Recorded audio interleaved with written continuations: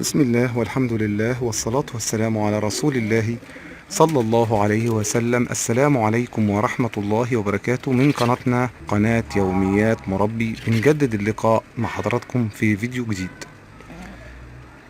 زي ما شايفين حضراتكم كده، احنا ما زلنا مع بعض بنتابع الحمام اللي موجود في السلاكة، وكنت اتكلمت مع حضراتكم ان تربية الحمام في السلاكة طبعا تربية مربحة، وكمان زي ما قلت لحضراتكم ان نسبة الامراض بتبقى قليلة، وكمان بنبقى بنهتم كويس قوي بالجزء اللي موجود معانا في السلاكة غير الحمام السائب. وقلت لكم مشاكل الحمام السائب كتيرة طبعا، يعني من ضمن المشاكل بتاعتها ان نسبة الامراض بتتكاثر او بتكتر بين الحمام وبعضه طبعا.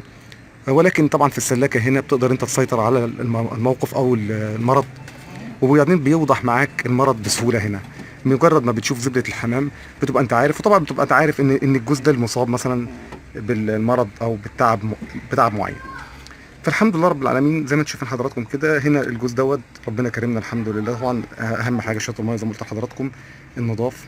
طبعا زي ما انتم شايفين حضراتكم كده انا باكل كلفه في ظل اسعار الكلفه طبعا المرتفعه اليومين دول. ولكن الحمد لله رب العالمين، طبعا كان هنا ربنا كرمني بحصوتين، ربنا كرمني الحمد لله. طلعوا الاثنين فعلا، ولكن في فرد مات. اتفضل معايا فرد، بسم الله ما شاء الله. زي ما انتم شايفين حضراتكم كده، بسم الله الرحمن الرحيم. يا ريت يكون واضح. طبعا زي ما انتم شايفين احنا أهو. بسم الله. بسم الله. يا ريت الفرد يكون قدام حضراتكم واضح، بسم الله ما شاء الله. الفرد الابيض ده. وطبعا انا لسه ما زلت مع حضراتكم بتابع الحمام بتاعي من داخل السلاكه بتاعتي. طبعا اهم حاجه زي ما قلت لحضراتكم بنحط الميه النظيفه، بنحط الكلفه بتاعتنا، بنهتم برضو بالفيتامينات. زي ما قلت لحضراتكم عندنا الفيتامين المعروف طبعا سينيليوم. الفيتامين ده طبعا ممتاز جدا طبعا، وزي ما قلت لحضراتكم بيقينا كمان من مرض نيوكاسل اللي هو مرض الروشه الخطير. وفي نفس الوقت انا كنت عالجت بيه الحمام بتاعي الحمد لله بفضل الله. وطبعا الكلام ده كله موجود في القناه بتاعتي وفي فيديوهات عملي ازاي ان احنا تابعنا الحمام المصاب بالنيوكاسل، والحمد لله رب العالمين، الحمد لله رب العالمين يعني. ربنا كرمنا ونسبه الشفاء كانت عاليه جدا في الحمام اللي عند الاتصال. وكل سنه عن سنه بتفرق معايا نسبه النجاح نفسها. انا مش عايز اطول على حضراتكم في الفيديو ده، ولكن زي ما قلت لحضراتكم احنا قلت لكم ان احنا مع بعض كده بنتابع الحمام الموجود في السلاكه.